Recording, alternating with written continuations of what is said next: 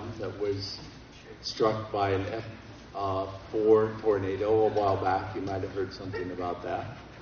My house was the first house that wasn't destroyed on my street. And through that experience, I really felt kind of depressed, and one of the local town doctors said to me, "Don't despair. In 10 years, you'll never know this town was hit by a tornado." And to my surprise and delight, that is exactly true. That is what happened. The reason that happened was that we worked collaboratively with neighboring jurisdictions.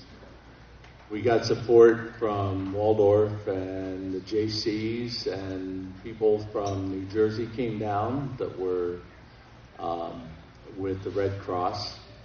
And we also reached out and got some advice and help from Ocean City and Frederick, Maryland, and a number of other places.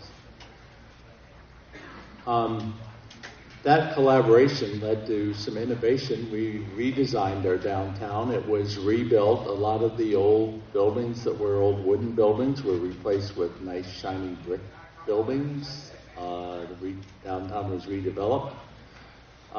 They gave trees away, and I took a number of trees and planted them. Those trees are now approaching 20 years old, and they look like really nice trees. Finally, that resiliency, that collaboration, and that innovation doesn't really happen by accident. It happens by planning. It happens by people getting together and learning from each other. The rural areas have a lot to offer. They have a lot of resiliency, and I want to thank you for coming here to our conference and taking this opportunity to learn from each other and support each other. So give yourself a round of applause.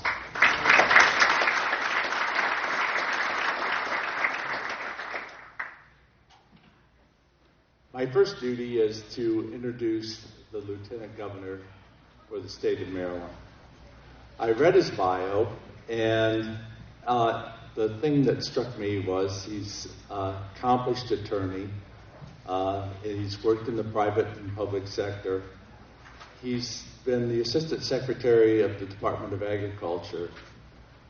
He's got a bachelor's degree in economics from Howard University, and he has a master's degree in communication and law from the University of Southern California. What's not in this is about a year ago, the Lieutenant Governor came down to visit our office in tiny little Hughesville, Maryland. He spent a couple of hours down there, got a chance to meet him and talk with him a little bit. And the thing that's not in any bio or anything is he's a really nice guy. And he really cares about the rural areas.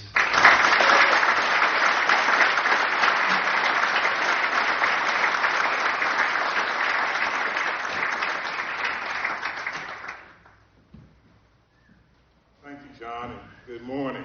Good morning. Not everyone I've met said I was a nice guy, but it's nice to know that some people feel that way. It's interesting that, John, you mentioned La Plata and a couple of, was it 20 years ago? 19 years. 19 years. Okay, 19 years ago. And I remember going down there when I was with the Ehrlich administration. We had a cabinet meeting. It was right after the tornado had come through. And, the devastation was something. And, in a few years, it didn't take 20 years, but in a few years, your doctor was correct. You wouldn't know by seeing it that there was such devastation that took place. And I was down there just, a couple of months ago. I went to Pizza Hotline, I think it is. Of course, Gretchen would cheer that, her family's business. and a number of other places in La Plata, and it is really coming along, and I shouldn't say coming along, it is there, and it is a wonderful place. But that's not in my talking points. But, John, again, thank you for that introduction. I want to thank you and everyone with Rural Maryland Council for having me here this morning. It appears that everyone is awake and cheerful. When I came in, all the coffee was gone, so that's why I know that everyone is awake.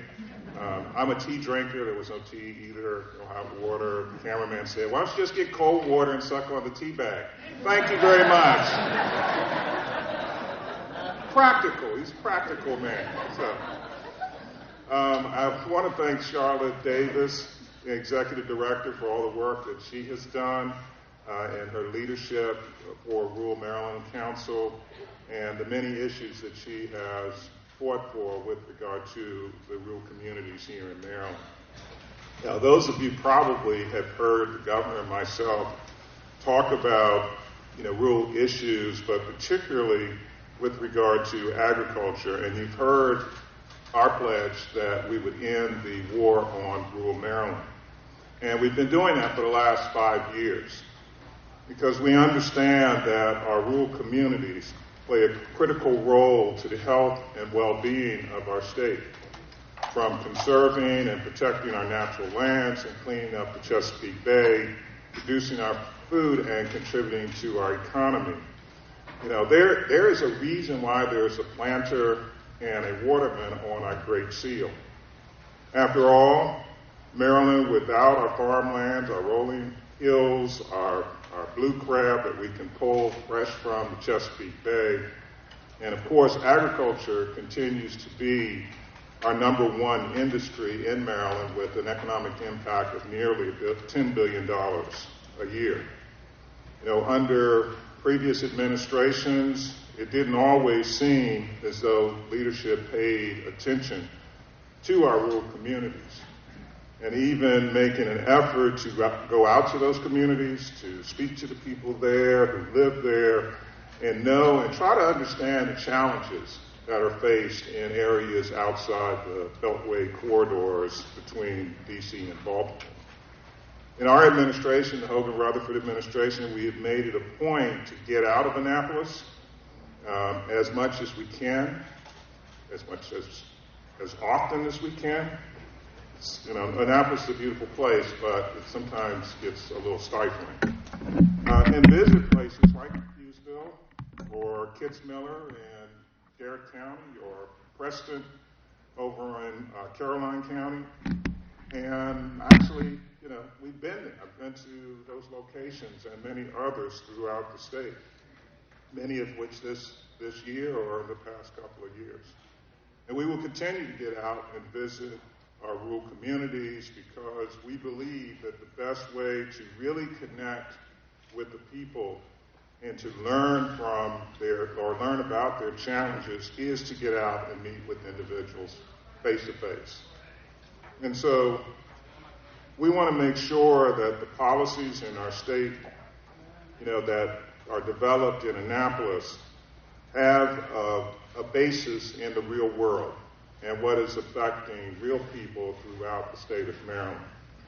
And we're committed to making sure that the Hogan-Rutherford administration is accessible and responsive to your needs.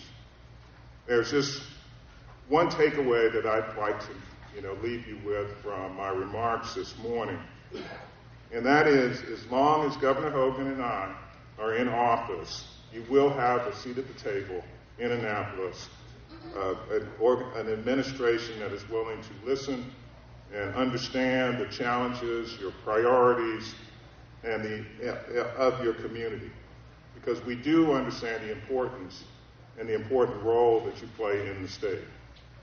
With that, I would like to thank you again for having me here this morning, and thank you for all the work that you do every day to make sure that rural Maryland, but Maryland itself, is better every day. So thank you very much.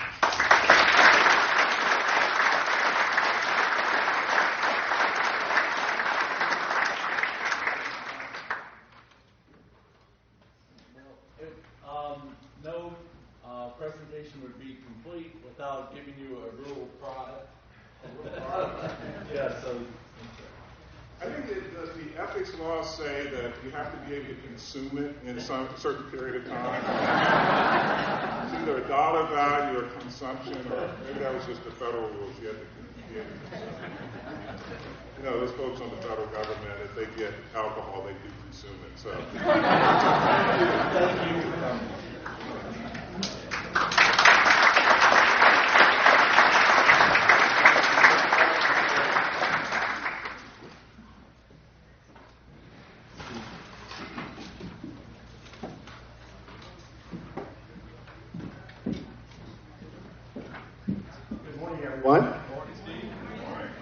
My name is Steve McHenry. I'm Executive Director of Marbidco, and it's my distinct pleasure to introduce our keynote speaker for this conference. Somebody I've known for nearly 20 years, Dr. Paul Costello. Paul is really one of the great leaders and innovators in rural economic and community development in our country. Since 2000, he's been Executive Director of the Vermont Council on Rural Development, which is the counterpart State Rural Development Council and to the Rural Maryland Council. And we in Maryland look to Vermont often for leadership on many cutting-edge solutions to challenges facing rural communities across Maryland and across the country. Paul is a past chair of a national organization providing leadership in rural development called Partners for Rural America. Paul, I believe you hold a PhD in intellectual history or philosophy or something from McGill. He really is one of the great thinkers, but he thinks on a very practical level about solutions for rural communities. So the council invited Paul here today to share his perspective on how we can move rural communities forward in Maryland and across the country. So without further ado, Paul Costello.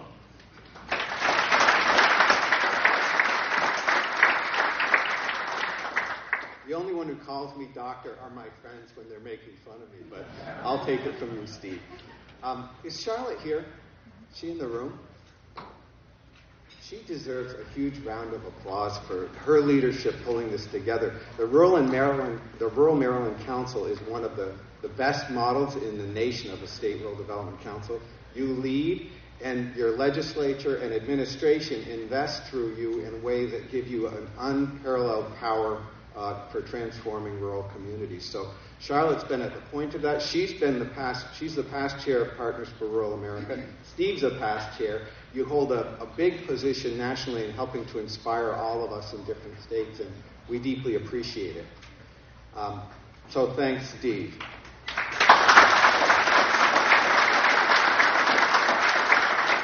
I have to say it's a great honor to be here and to be part of this meeting on resiliency, collaboration, and innovation. Those three words are where it's all at. One of the things that strikes me when I look at rural communities and the rural story nationally is that we often define rural by absence, or even by failure, that it's a place that development just hasn't happened yet, instead of a place that's at the height of its evolution today. When we define rural by its problem statement as its starting point, we're starting with deficit and defense, and rather than celebrating the tremendous assets in rural America today. Yeah, we lack broadband, we lack infrastructure, we have fewer people, we have a challenge of attracting youth, we have economic dislocations that are part of the delocalization of the global economy, we have structural challenges to the future of agriculture. But it's the challenges we face that make our lives meaningful. They're not the end of the world, they're starting points. We could define it by its assets, which rural America is the bastion of nature for this country. It's the repository of energy and water. It's the bastion of human-scaled community, heritage, neighborliness, quality of life, recreation, boating, biking, skiing, fishing, hunting, horseback riding here. Arts, creativity. It's a great place to raise a family. Local foods in Vermont. We're wicked proud of our local beers and breweries that are growing all over the place. artisanal creativity, beautiful working in natural landscapes, freedom, democracy, and national character are embedded in as strong a way in our rural towns as they are any place in this country. It's all about how we define wealth. And I look at my life living in a small town in Vermont as one of the greatest places I could possibly be. I look at my friends running a diverse working farm, my young colleagues' mountain bike business, a goat farm, glove manufacturer, cheese business, and brewery. And these people are living in a very rich and very stimulating life because they're innovators and they're creators. And they love their community and they are home there. So let's stop defining rural as a failure or a deficit. Let's define it by its crucial importance to the future of this country. And let's work together with a new sense of a new ruralism, a renewal and re-engagement in the creative forces for good that are going on right now in rural America. So my organization is, it's a state rural development council like yours. I love my job. I think it's the most fascinating job in Vermont. We're charged by the Federal Farm Bill to be a neutral force that brings people together. So we have a board that has half the governor's cabinet, federal agency heads, heads of the congressional offices in Vermont, business leadership, local leadership, and we get out of our boxes and we get across party lines and we say, what's the common good? We don't have a state planning office, so in Vermont, we're the group that says, what do we need to do 5 years, 10 years for our state to be a vital, dynamic place for the future? And we have a change of administration from Democrat to Republican or Republican to Democrat. It doesn't make any difference because when we get down to it, we're patriotic people looking at the big picture of the future. And that's a point of inspiration. And we bring that to rural communities. We bring it to every stakeholder convening that we lead in Vermont. And we bring people together from all parts of the community, from all stakeholder positions, because everyone has something valuable and insightful to bring to the story of the future of Vermont. What a great place to be. We don't have a lot of money, and we don't have a lot of power, but we've done 12 private gubernatorial retreats for both parties. We've done 10 major policy, year-long policy councils on the future of agriculture, the future of in-state energy development, the idea of the creative economy as a lever for downtown and community development. We've run 20 summits like this, some of them at an enormous scale, on everything from Vermont as a national destination for climate economy businesses to discussions of water and sewer and what we're going to do for the future of our infrastructure. We're pretty fearless in asking big questions and looking for points of unity rather than looking for points of political division so that one side wins and the other side doesn't. Instead, we look, what's the place where we meet? What's the place we can agree? How do we look at the place that's the lever for progress together? We bring that kind of attitude to rural communities. We're the lead community facilitator in the state of Vermont. It's a much smaller place, so it's not as challenging in some ways as it would be to do this work in Maryland. But we go to small communities.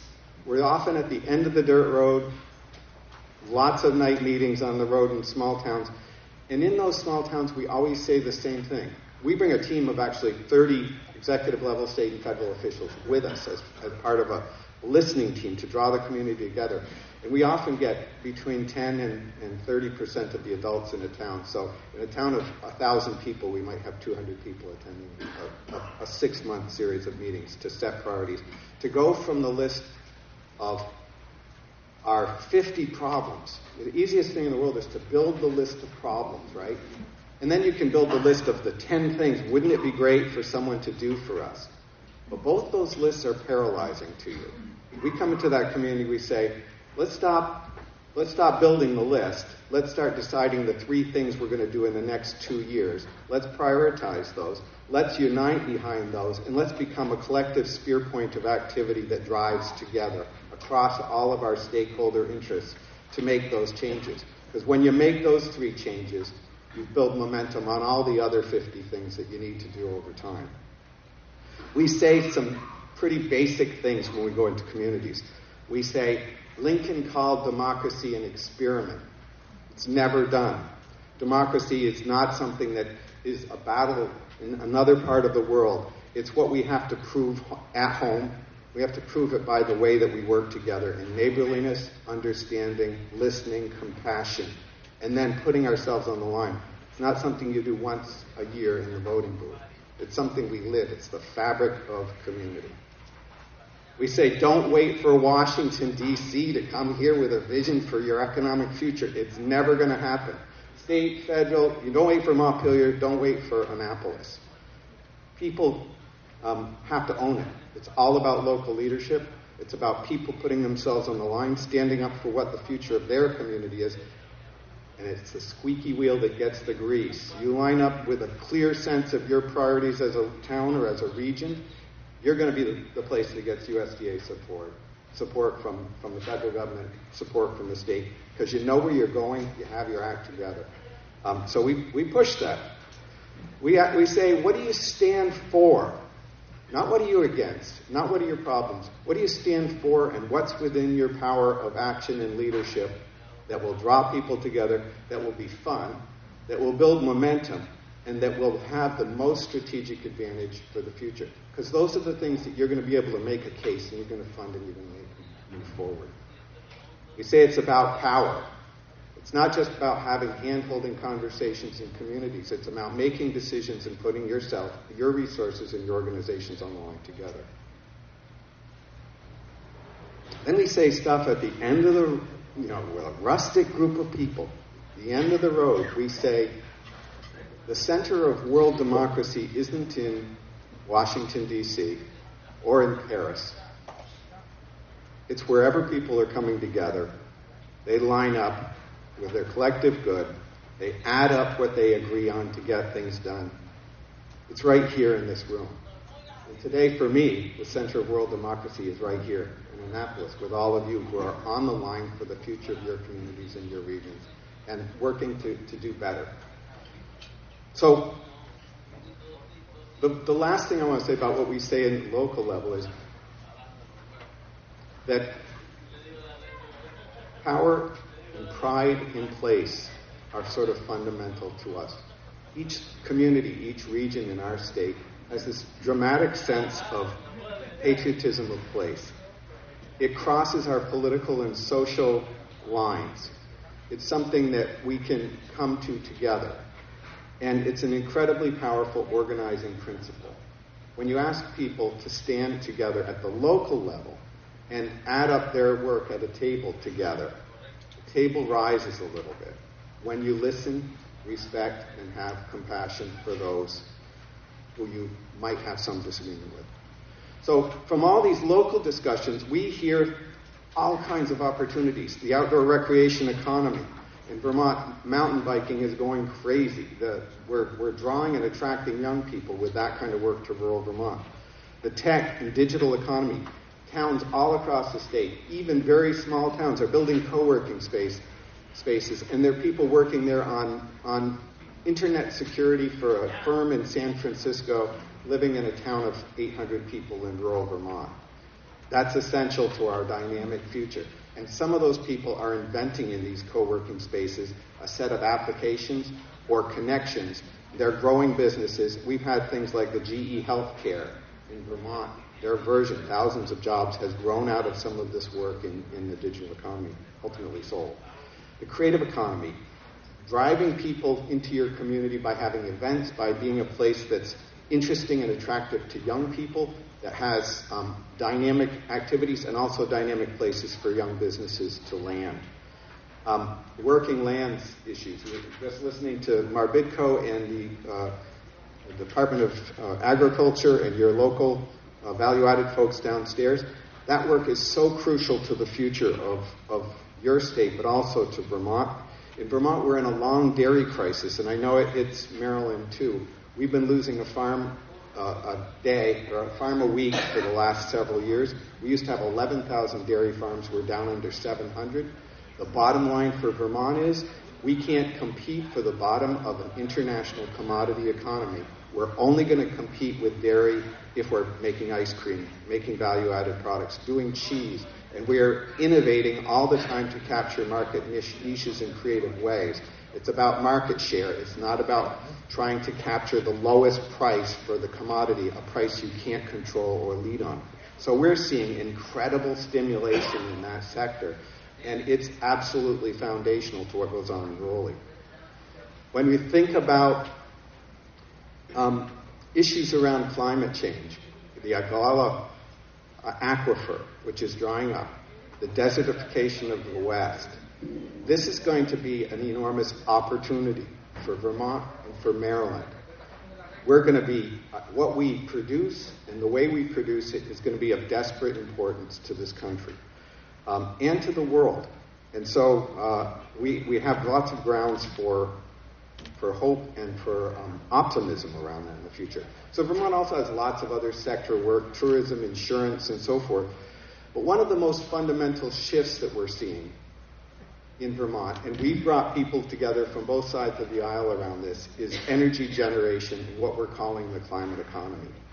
We think that there's a lot of entrepreneurism that is looking at economic answers to climate change. So it's not a big moral issue for us. It's not even a big environmental issue for us at the council.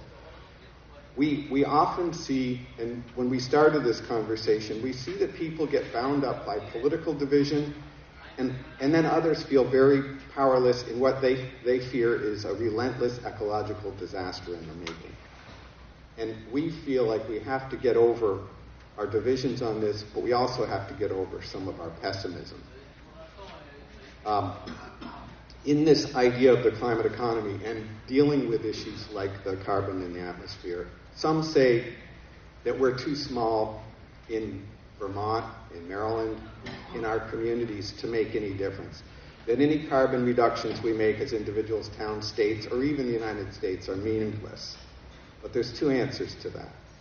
The first is, in game theory, if we act and others don't, we're sacrificing in vain. If everyone thinks that way, everybody loses. In democracy, we all have a responsibility to do our part, and in doing so, we have the ability to build buy-in and partnership from others, locally, as states, nationally, and internationally. So our action is not in a zero-sum game. The other side, and the good news is, carbon reduction is not just a penalty or a sacrifice to our economies. It's an opportunity for economic reinvention in the face of a global pattern of change that's rapidly approaching.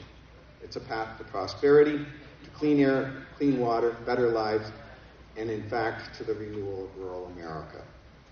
Entrepreneurs are paid money to provide services and answer problems. The fundamental challenge of climate change is not going to go away. In fact, it's the most massive fulcrum in the world right now for the economy of the future. Mumbai, Silicon Valley, Cambridge, Massachusetts, they're not just trying to compete in making the next newest chip. They're competing for clean energy, smart grid, green building, transportation. There's a revolution coming, and they are all investing, and they're getting in at the bottom line of it. Addressing this doesn't undermine the economy. It's going to be part of the answer to the future of the economy. In Vermont, clean energy development creates 19,000 jobs. That's a lot in our state. We're in the process of reinvention. We have a business, Casella Waste, which is the largest waste hauler in New England. When they look at their business, they say, we're not going to make money by hauling more waste. We're going to make money by looking at every single thing in that waste stream as a value. There is no waste. How do we capture the dollars? We need to become an invention company for the future that builds in a very entrepreneurial, direct way, creates and drives value in everything that we have been looking at as waste, because that's where the money is. And they're very successful in that. We have other businesses like this little company called Beta Technologies. They're competing with Boeing. They're planning, and maybe this is a secret I shouldn't share, but they're planning to fly the first electric airplane across the United States. And this is like a little niche, but we're looking at systems change. LED Dynamics, an electric light bulb manufacturer, like everyone is shifting to LED. These guys are in it with market share.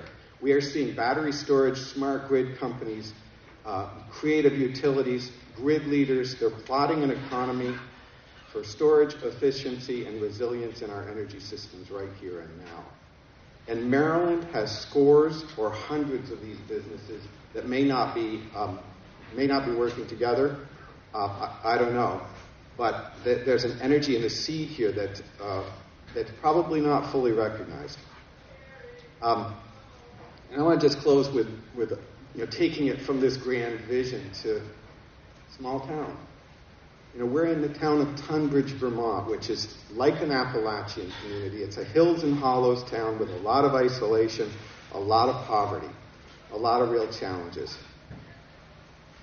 And we're there at night, and we're going through one after another situation and challenge with 200 people in the room, and the principal of the school stands up from the side, and he's battle-worn. And he says, what people don't understand, here we have the Secretary of Commerce with us and the head of Senator Leahy's office with us. He says, what you people don't understand is that we have an epidemic of anxiety disorders among our children. And we're like, what?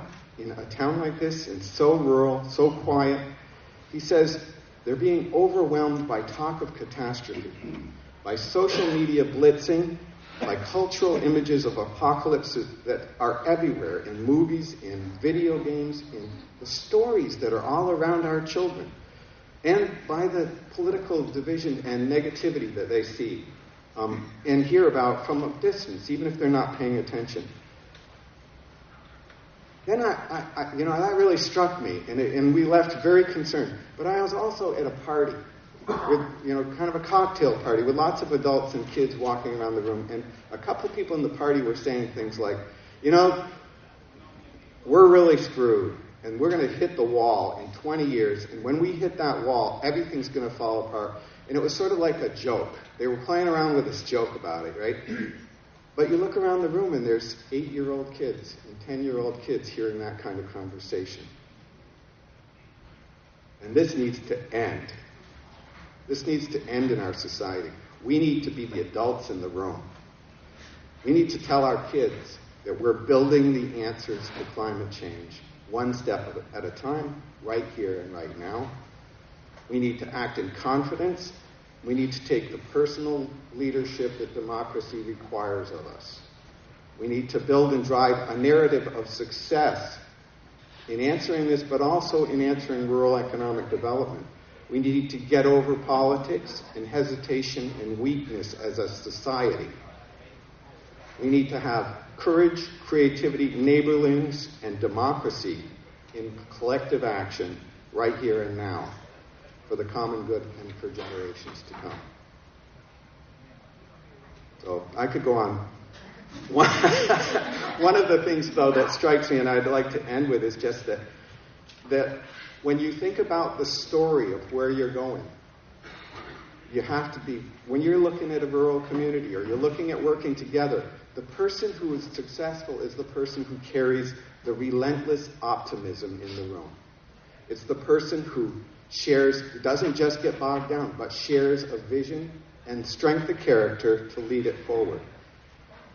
And that's what we all are responsible to do in democracy. It strikes me, folks know Ernest Shackleton, the great explorer whose ship was frozen in the ice and had to drag sledges and drag boats and one thing and another, and everyone survived his terribly epic potential tragedy. But he put it in a nutshell for me. When you think about it, optimism is the true moral courage. We need it for our time. So thank you so much. Great pleasure being here.